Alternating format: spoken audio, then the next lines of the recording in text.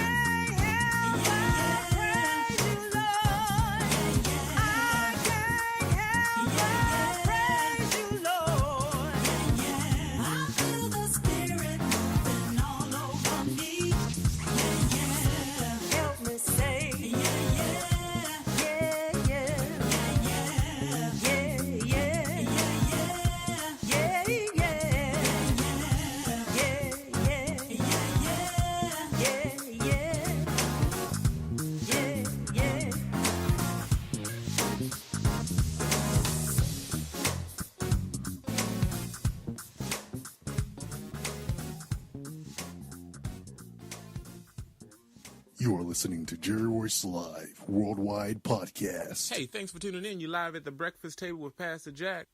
We got a hot show for you today, man. Don't miss it. Call your friends, call your homies, tell them tune in.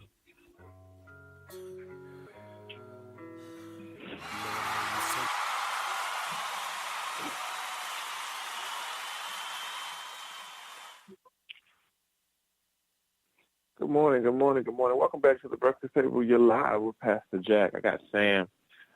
I got my girl Doc on the line, man. It's been one of those weeks, man, where you have to just kind of hold on to the little bit that you have left. Good morning, guys. How y'all doing? Well, how are you?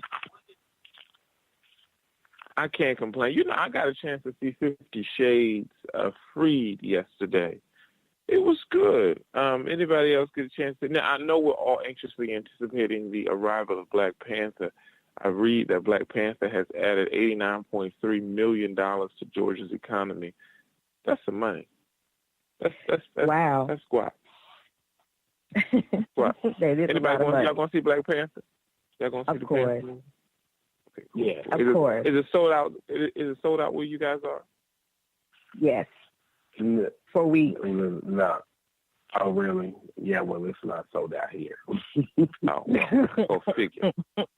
Well, go figure. What did you expect, Sam?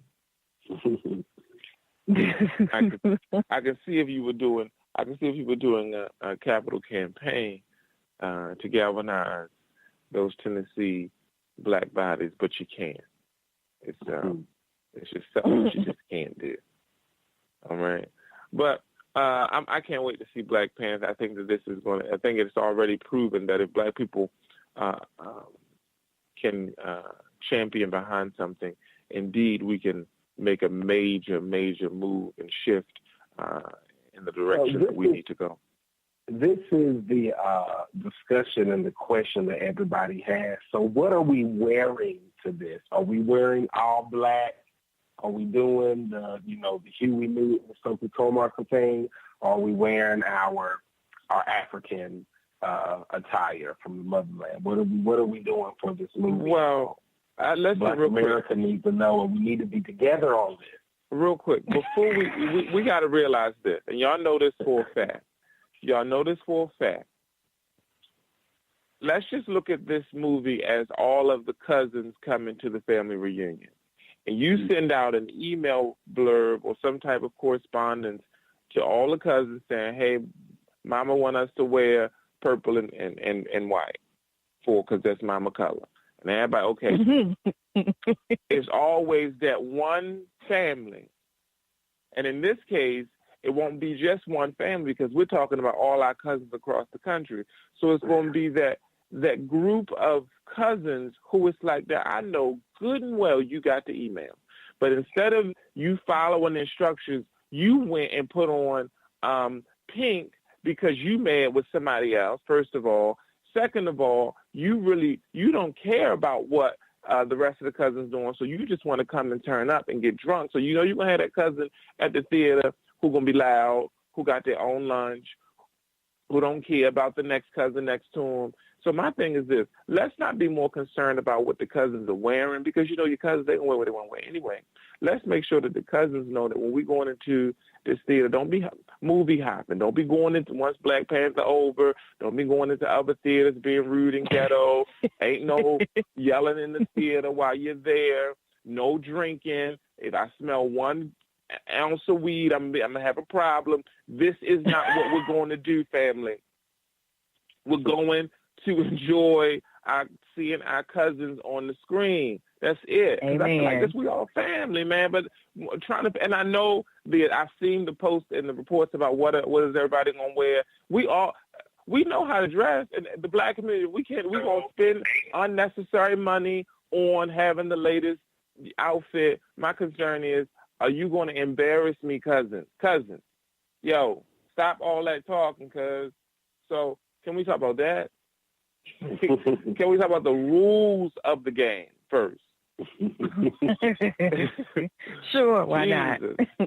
I'm mad because you got all these like you have a plethora of theaters that offer different things. So now there are theaters popping up across the country that offers alcohol in the theater. So you always got a cousin that's like, well, if they selling popcorn, that's too expensive. I'm gonna bring popcorn. You feel me? If they selling soda, that soda $7 a pop. I'm gonna bring canned sodas. We've been doing that for years. I understand that, but there's still gonna be a cousin in the theater who's like, they selling Hennessy. I'm not buying their Hennessy. I got my own in my bag. Mom, put it back. And why you passing it down the aisle? This is not what we're doing, cousin. I digress. Well, Mr. Jackson, how about the food? I can't have you bringing your McDonald's and your Wendy's Happy Meals in there so that, you can keep your kids quiet because you couldn't find a babysitter. They y'all cousins. So y'all, all I'm saying is be ever so mindful that we're going to be dealing with an amalgamation of issues when we're watching this movie. It's not just going to be, is everybody ready for the photo? No, because somebody's going to be in the bathroom naturally, but we're going to be dealing with some issues that are bigger than attire. I'm telling you, so we got to make sure nobody fights. These are all absolutely. the things I'm concerned about. Whether somebody might want, she comes to the movie and she just happened to come to the same movie of the girl whose baby father she's sleeping with. Come on, bro. You just happened to come to this one. So, sorry, Sam. I know where you were going with this, Sam, but I've been thinking about this, as you can tell, and I'm nervous. Well, I think we just leave it, to somebody, I guess, that can maybe bring us together. I don't know who it's going to be, but somebody will make the call on what to wear. And I'm sure Black people across the country you'll see us marching in. I'm in favor of wearing the African. I just love it. I think that it's the boldest statement, that we can make. But if you want to go the Black Panther route, I think that's quite appropriate as well. So I'm wearing army fatigue. I'm wearing camouflage. It's going down. See? Okay. And then Sam, check me out. Imagine camouflage and Timberland boots. One cousin. Imagine all your cousins on the group chat. We said African or Black Panther.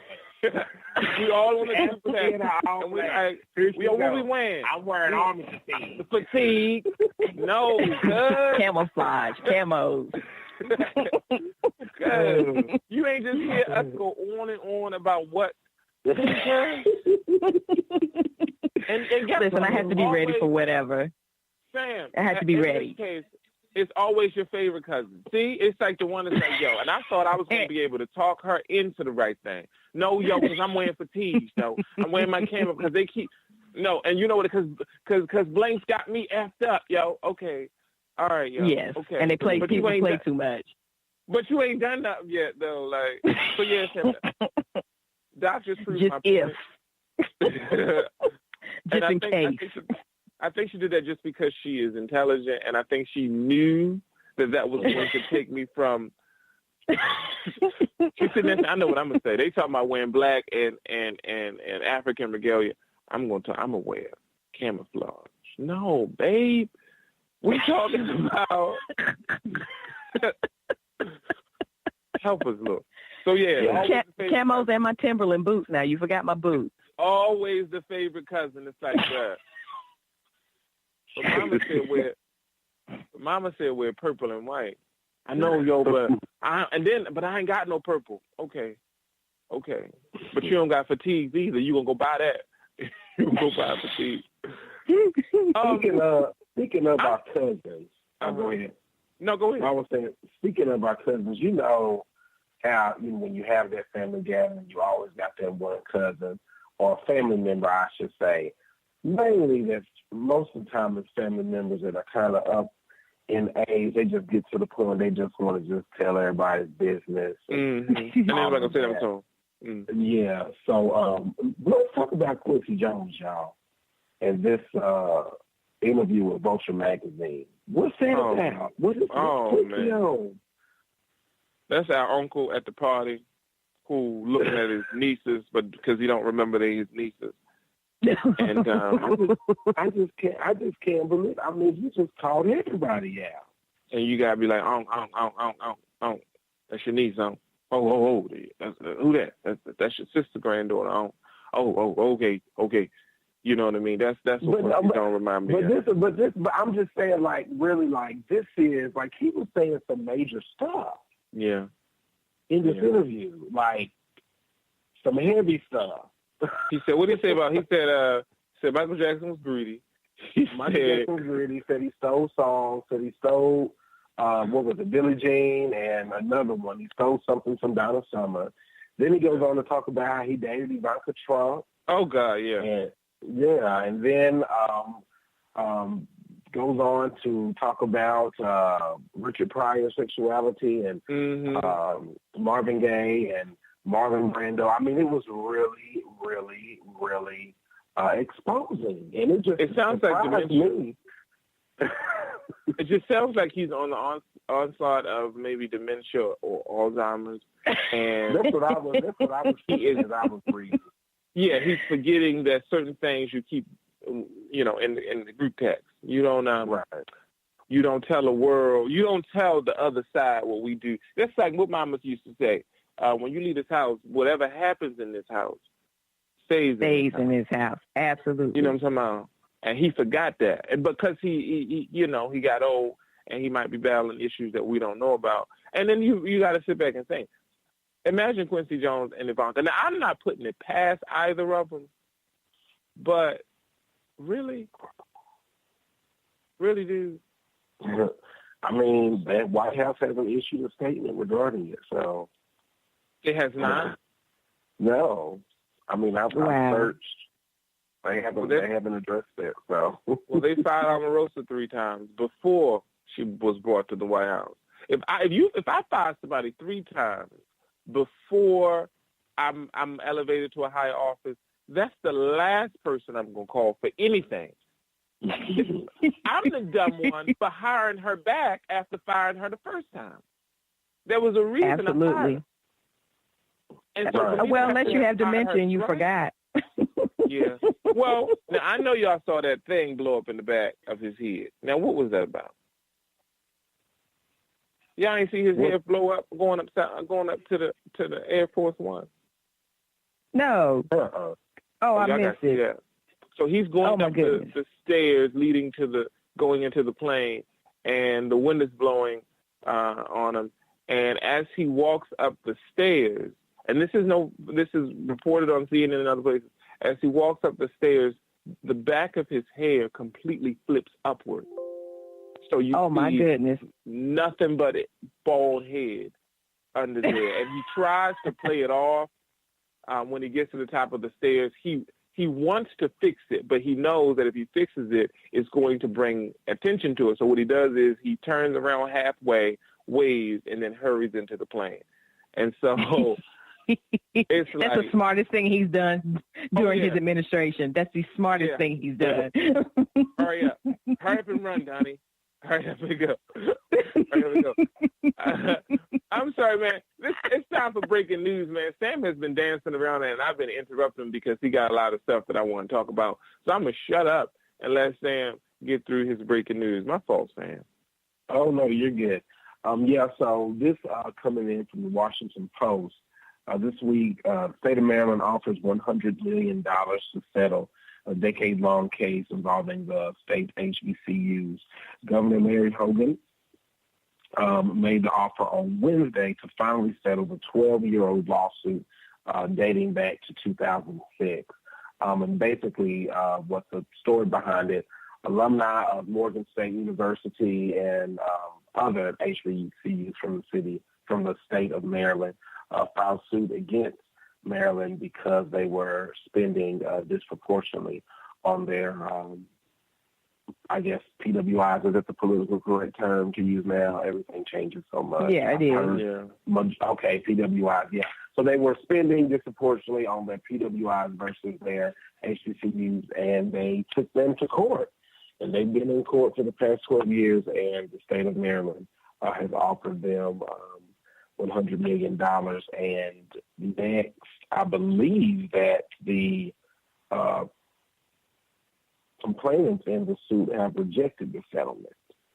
$100 million over a span of 12 years, I think that's a bit of an insult, especially when you consider you've got, Coppin, Morgan, and Eastern Shore, and Bowie. Right? Yeah. Mm-hmm. Mm-hmm. Yes. Those are the 3, yeah. And they're all public. They're all state institutions, correct? Yeah. So, yeah. And now, North Carolina had a case like this, too, not too long ago, didn't they, Dr. Proctor?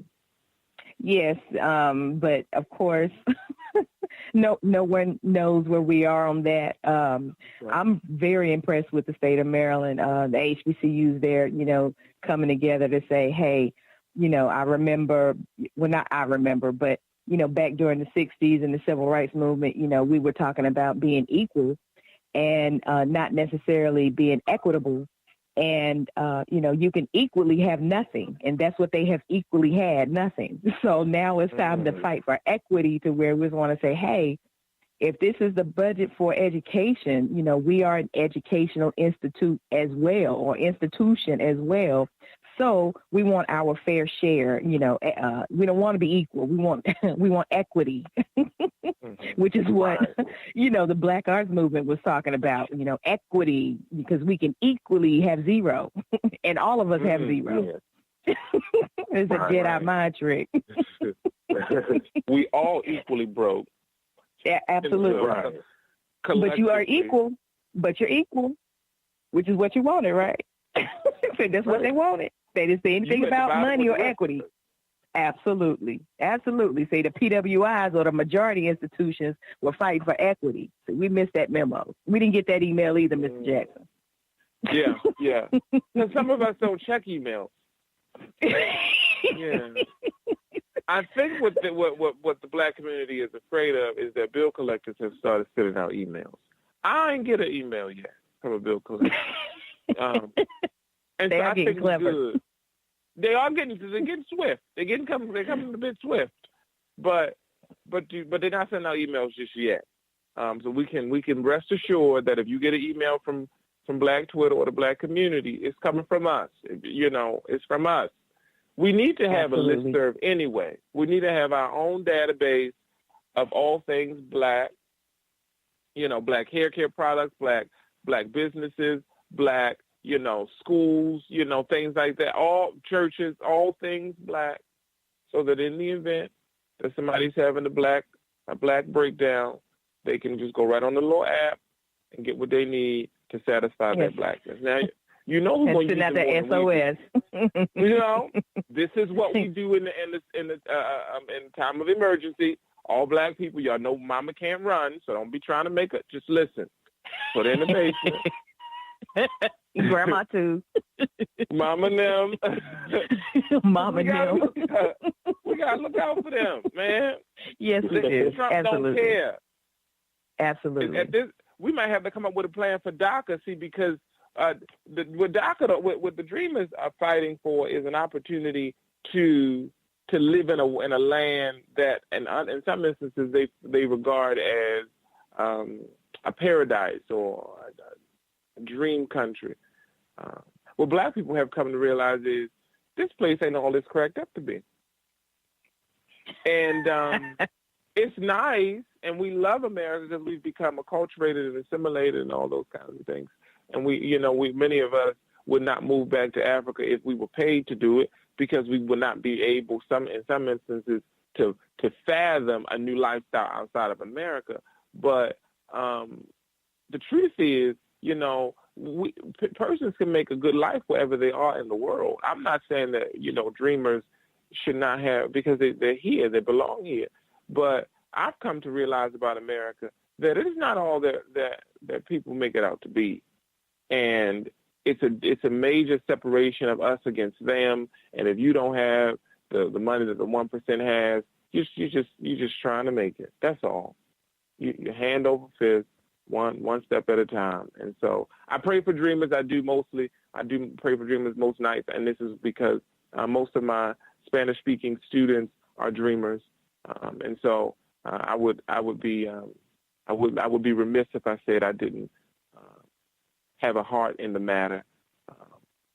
But I do have. But to me, that's crazy. That's just crazy, because if he would just go ahead and allow them to become citizens, it's mostly, that group of people who vote for Republicans because of, they're Catholic and conservative and, their views and things of that nature.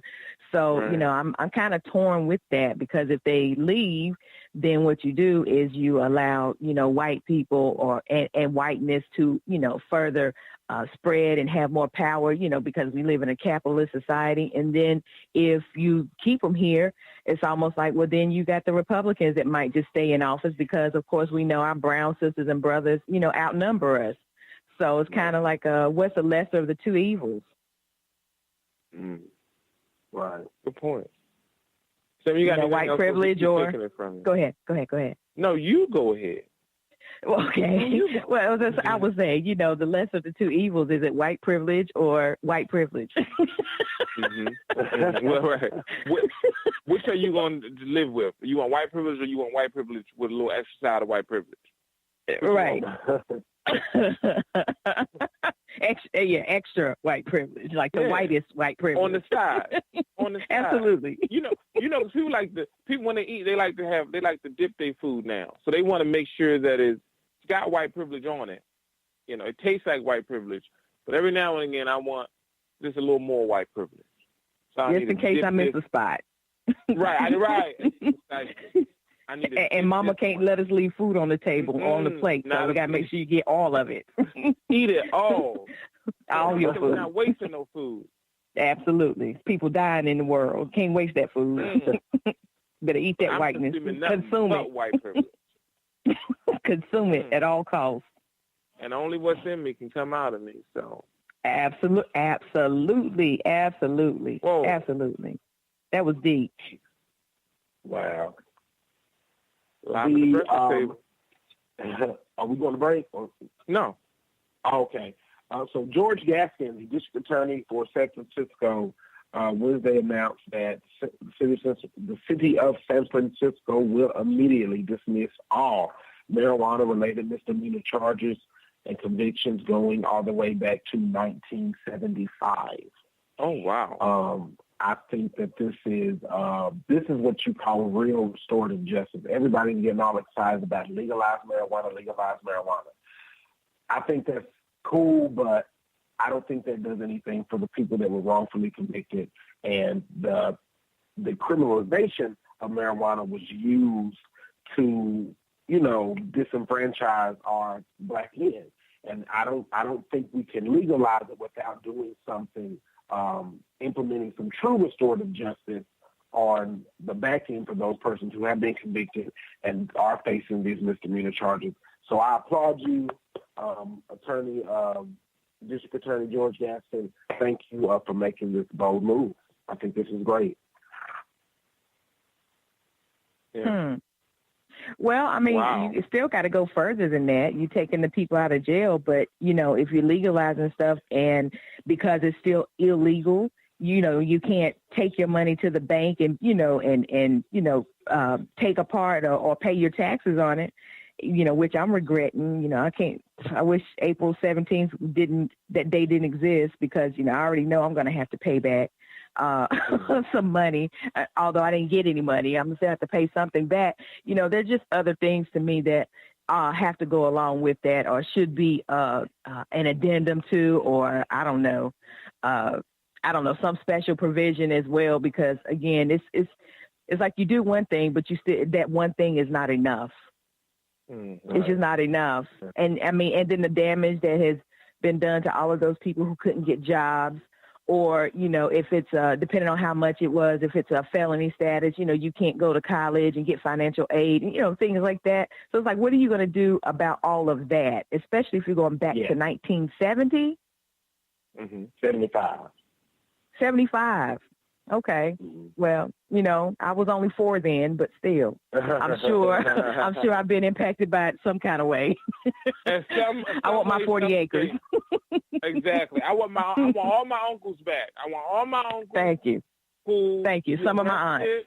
Yes. Because we ride or die. So, I want some of my aunts back too. Oh, yeah. I want my peoples back. Absolutely. All the people who you took as a result of this, I want them back. I want them. My Auntie Maxine put it the best. She said, "We reclaiming our time. I want it back." I mean, it's almost like that's a great gesture, but it's like, okay, and I applaud it along with you, Sam, but it's like, okay, but that's the least you can do. Like, I'm so sick of people focusing on the least you can do. What's the most you can do? Or how about, why don't you just do the right thing? You don't have to worry about least and most. Mm-hmm. Right. Yeah. I mean, we say that a lot. Well, at least I did that. Well, how about the most you could have done was just do it, period. Right. And do it right. Right. The first Absolutely. Right. Absolutely. You have to worry about the least. Like, why are we always focusing on the least? That's why we have the least. Because at least it's good enough. Not for me. It's not. Absolutely not. Not good enough.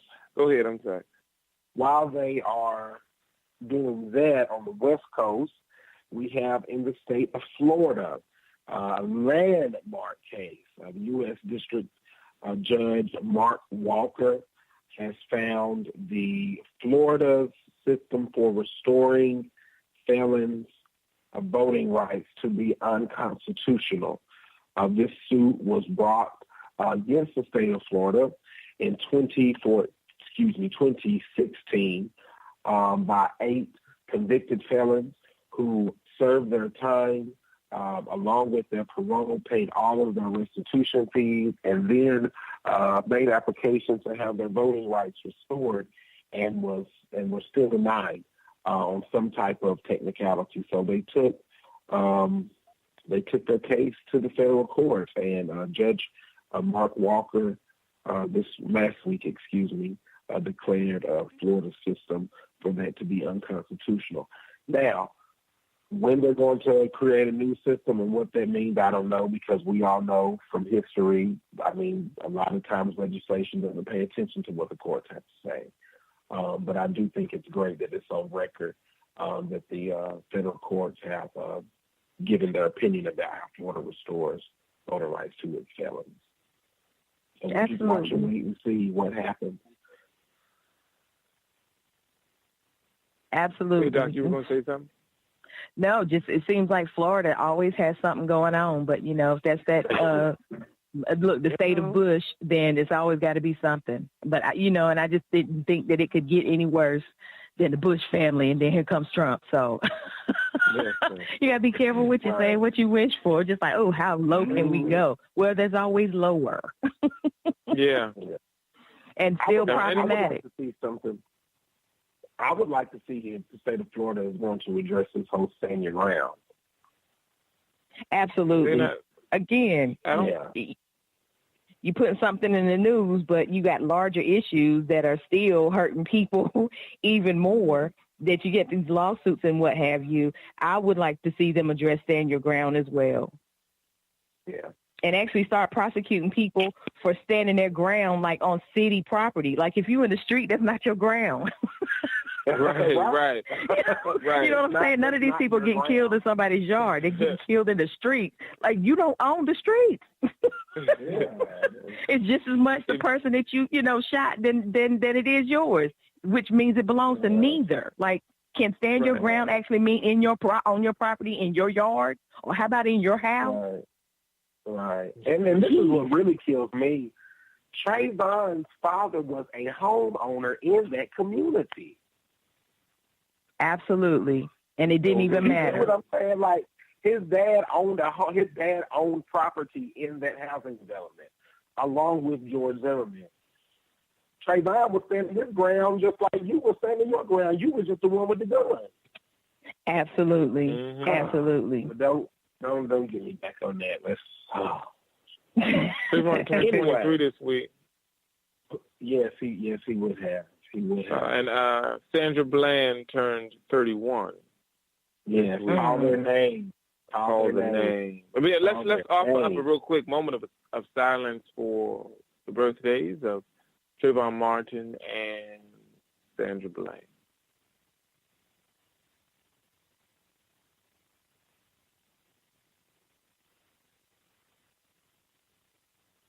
Amen. So we know that we got to continue to fight. I mean, the struggle is real, man. It's real, and we have something to blame it on. We can blame it on Trump and Trump America, but we took for granted the man that we had. We thought that he should have been a great white hope when he was just a leader for a movement that was bigger than him and will always surpass him. And because now he is not the leader of the movement, he's a member in the movement. And as you can see, even he is learning how to navigate citizenship in this America. Truth of the matter is, with this DACA issue so prevalent, you do know that Trump has been arguing DACA, and he ain't been using these words, but the birther movement was an attack against immigration and illegal residency, because he endeavored to prove that President Obama was an illegal immigrant. And so he's been spewing this venom about immigration and illegal aliens for years. He's just now able to use his powers to make a big deal about it. And so if he had it his way, if he got one whiff that Obama was not from here, Obama be the first one deported, just to be able, just to make a statement. Yes, and they would take the military and give him a nice parade and waste taxpayers' money as they escorted him to the border. I thought I was going to escape that. A military parade. Military parade. You know what else? You know what else he's going to have in that? He better have a huge life-size button. He better, before, either at the beginning of the parade or at the end of the parade, there should be a really, really big red button that just goes down so that he can prove that his button is bigger than North Korea's. He just need to have a button in the parade. And it's really sad, because it just really goes to show, first of all, how he really doesn't understand our country and our government. We don't have those displays of military power, of military parades, because that's not the type of state. This is not a militaristic state. This is a republic.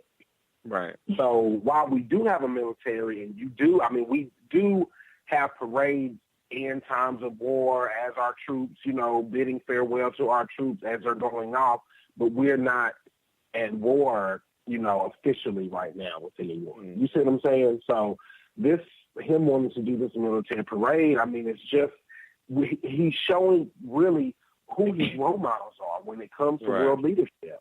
He looks up to people like Kim Jong-un. He looks up to people like Vladimir Putin. He looks up to, Hitler and Stalin and Lenin and Mussolini. I guess those are his role models. So, what what the future holds for us, I'm just really, really hoping that we can flip this House of Representatives in 2018 and they can go ahead and file articles of impeachment, and we can just get him out before December. I just really want to have a nice Christmas.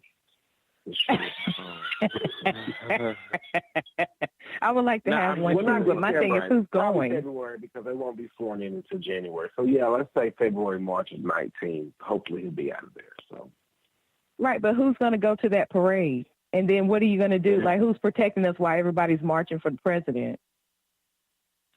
Well, the parade, I don't know. I don't think he's. It's like, do you think about that?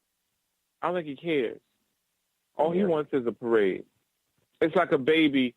I have 2 children, and I can give them a lot of instruction as to what I need them to do prior to getting whatever they're begging me for.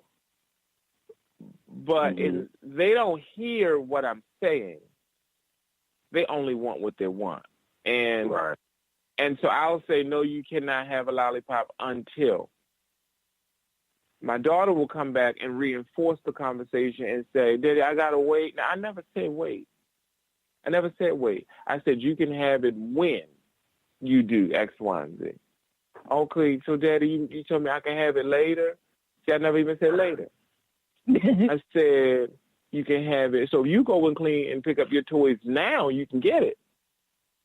But you got to do this first. So Trump, it's like, Mr. President, well, you can't have real actual missiles at the parade. Maybe we can do a few mock-ups just for the parade. You mean to tell me I gotta wait? No, Mr. Trump. We were saying that you cannot. Can't do it. You cannot dress in army. You mean to tell me I gotta?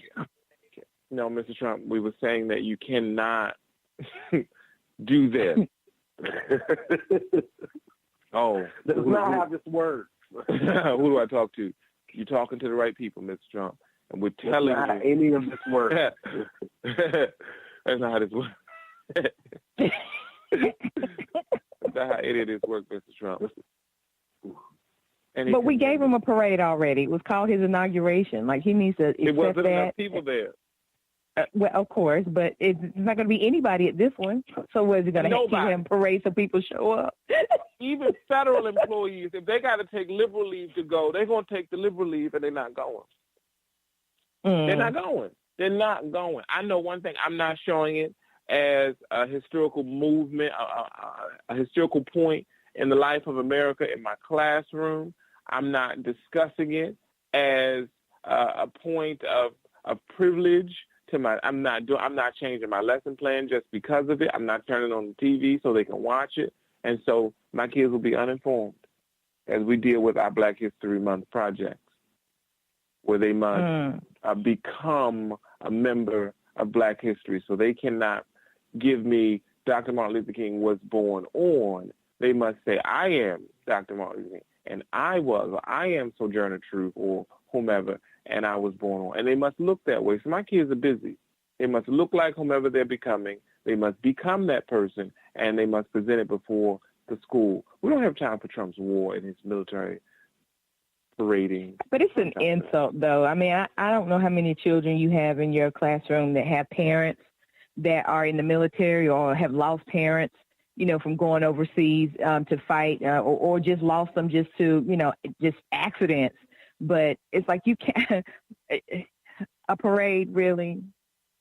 Yeah. It's almost like he's trying to, or he suffers from, one of Michael Jackson's biggest issues, which was I didn't have a childhood. But, being in the White House is not the time for you to, slide down the poles, and, the staircase, all of that kind of stuff because you want a childhood and you think everything is a joke. I mean, that's just, I can't remember who it was on television, but it's somebody high up in the administration with the military. He was just like, that is absolutely not what we are about. I mean, he was infuriated. Yeah. He was so infuriated that it brought laughter to me because, I'm sure he probably just wants to go to the White House or the whoop-ass room in the White House to say, you know what, just meet me there. Yeah, I've had enough of you. Just, come on. Come on. Listen, you've been asking to go to the room because you want to know what's in there. So I'm going to show you what's in the whoop-ass room. Put your burger down. Come on, Trumpy. Put your sandwich down. Get up, and let's go. Put your Big Mac down since he likes burgers. Yeah. Because we got to talk. And no more bites. No more bites. I know you want another one, but no more. It's time. And I'm not going to mess your hair up. You were talking. It's gonna be a one-hitter quitter. Right, and I'm laying you down, bro. You were talking about the time where I believe on a naval ship or somewhere, some black sailors were marginalized, or there was some type of hate gesture shown toward them. I think a noose was hung on one of their doors or something, and the commanding officer comes out and says, "Listen, I don't care what you guys hear in the news. I don't care what y'all seeing, what y'all believe, but if you're going to serve in this military under my command, we're not having that. And if you don't want to participate in a level of cordiality and respect for one another, we can let you go right now." I mean, I saw the plank. That, and and it wasn't like I'm not entertaining questions. It's not a question. We're not dealing with racism here on this ship. And if, in fact, you cannot understand that, this is when you can get off, period. You know what I mean? And I appreciate hearing that because you would think that he would have brushed under the rug and said, well, all people are created equal and have the same inalienable rights. Isn't that what Ivanka Trump tweeted during her Black History Month thing? That's what she said. She said, we're still interested in supporting the lives and the whatever of all people. No, right now it's about black people. Right now, y'all only gave us a month out of 12. So right now, for 28 days, it's about black folks. This one. Wow. Such as like, hey, Doc, I got a question for you. Sure. So I've been walking through some books, or working through some books that I'm going to share with our listeners on our page. But I saw something that spoke to a stay woke. We all need to have a stay woke. I think the writer put it commercial or something that plays in our mind every so often when we forget rather where we're supposed to be going. And I thought that was cool to provide people with a stay woke segment, right? An opportunity where they can begin to think about the things that they forgot about as they were living in bliss or trying to forget how horrible things are going on in America. So at some point, Doc, I'm going to need you to give us a Stay Woke segment, man. I'm going to need you to share with my listeners just things that we forgot over the course of whether it was post-traumatic stress that caused us to forget where we need to be, what we need to be doing, or just laziness, which says I don't have the energy to do what I know I need to do. But at some point, I want you to help us with staying woke. And I think there's no better person to do that than you. So right after this break, you're going to hear something from Dr. Proctor Walden. Stay woke. Don't forget you're live at the breakfast table with Passa Jax. Can you feel the power? Yeah, it's your girl Ree, and I'm so excited to be coming to you Mondays, every single Monday on Pep Talk with Ree. We're going to have praise, empowerment, and prayer. This is going to be amazing. Interviews, great music, and just a time for us to stay motivated. Listen, Monday, some people look into that and be like, yeah, Monday, but you know what? This is Pep Talk with Ree, so y'all be ready and excited and stay locked on Positive Power Christian Media Network.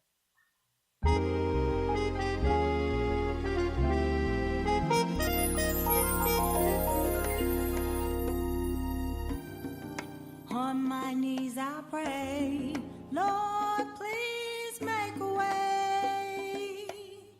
Oh Lord, Satan's on the attack. He's trying hard to turn us back. Oh Lord, I won't go back, no, no trials always seem to come my way. There's a brighter day. There's gonna be a brighter day, yeah. Though trials always seem to come my way, I'm gonna smile anyway, yeah. So hold your head up high, always looking to the sky. No need to be in despair. God is right there. Trust in God and never doubt. He will surely bring you out. God is all we need. Let Him set you free. Hold your head up high, always looking to the sky. No need to be in despair. God is right there. Trust in God and never doubt. He will surely bring you out. God is all we need. Let Him set you free. On my knees I pray, Lord, please make a way. Lord, please make a way. Oh Lord, Satan's on the attack. He's trying hard to turn us back. Oh Lord, I won't go back, no, no trials always seem to come my way. There's a brighter day. There's gonna be a brighter day, yeah. No trials always seem to come my way. I'm gonna smile anyway, yeah. Hold your head up high.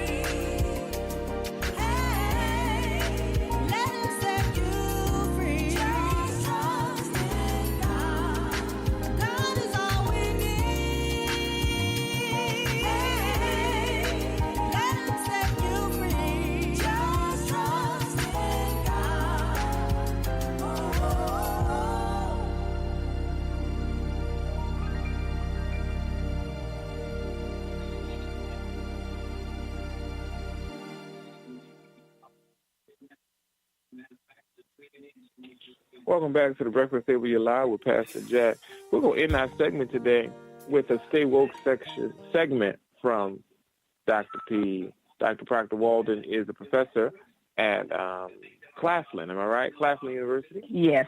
Yes. And she is bad. I'm meaning to ask her what was the outcome of the grant, but we'll talk about that offline. Dr. Proctor, what's up with the Stay Woke segment? Okay, so there's so many things that I could say at this point, and I wanted to make sure that I started with what to me is the center of everything, which is education. And I want to go back to my good friend, Carter G. Woodson, and the miseducation of the Negro. And his quote, or the quote that I would like to leave you all with, is this idea that education is supposed to inspire one to live life more abundantly. However, for the Negro, it's worked to the contrary. I don't think that people understand that the reason why you go to college, the reason why you get your informal education, such as from your elders or going to church on Sunday or Bible study, is so that you can then go out and read and enhance the lives of someone who wasn't there. This sense of giving back to your community, et cetera, or doing something without anything, expecting anything in return just because you're able to do it and do it lovingly. How we say in the church, God loves a cheerful giver. Well, that doesn't mean just tithing, every Sunday. You're supposed to give of the things, whatever it is that you've been blessed and fortunate enough to have an opportunity to experience. So I just want people to understand that, you can start with this idea of staying woke by understanding that the talents you have are not for you. They are for you to share with someone else, because you have to serve the God that resides in others if he resides or abides in you. There you go.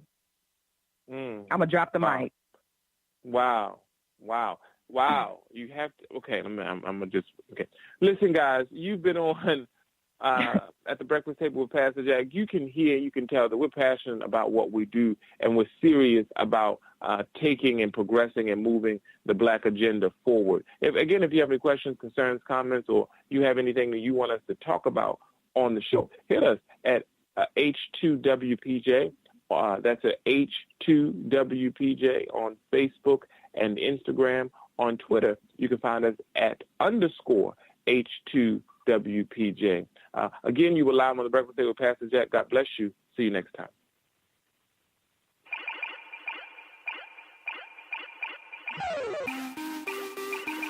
That's right. Yeah. Pray to him. You got to put in the work, too. That's right. You just can't pray. He just give it to you. No, he ain't going to give it to you. You gotta put in the work. He gon' put in the work. We gon' put in the work. And we put it together, and it's called teamwork. Now everybody knows that nothing comes easy when you gotta go inside. You might have a chance, but you gotta have faith if you want the right things in life. Everybody wants that easy road. Nobody wanna put in the work. Then you point your fingers at God cause it didn't work. Now you got your feelings hurt. Why? Because you did not pray. Why? Because you didn't have faith. Why? Your heart was not in the right place. Why? Or maybe you was in a dark place. But this is not the time to be down. So you better stand up.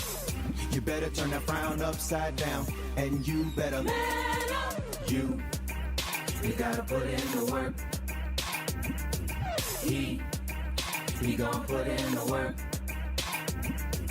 We gon' put in the work. And we put it together, and it's called teamwork. See, everyone in life has had to go and face their fears. And if there is a lack of prayer, then soon follow the tears. So never give up hope, because there is nothing to fear.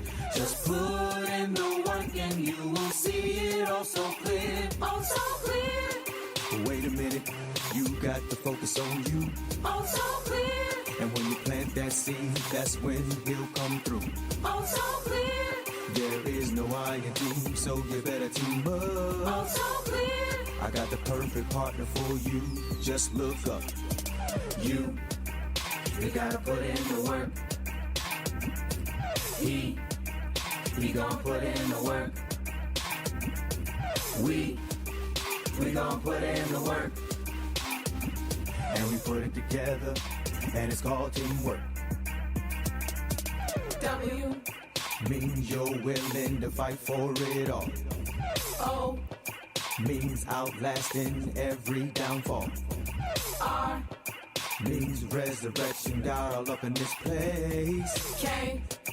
Means you kick the devil right in his face, and I'm like, work, Praise. Praise. Work. come on, Work. Praise. Praise. Work. come on, Work. Praise. Praise. Work. come on, Work. Praise. Praise. Work. Work. Praise. Praise. and Work. we gon' You gotta put in the work. you gotta put in the work. He gon' put in the work. He could put in the work. We gon' put in the work. You gotta put in the work. Put it together, and it's called teamwork. Here we go now. You are listening to Jerry Royce Live Worldwide Podcast. Can you feel the power? Can you feel the power? Feel the power of Double XI. Positive Power 21.org. Internet radio. You are listening to Jerry Royce Live Worldwide Podcast. Hi, I'm Larry W. Robinson, host of Gospel Updates, your gospel entertainment news report. And you're listening to Positive Power 21 Christian Radio with Jerry Royce, live worldwide.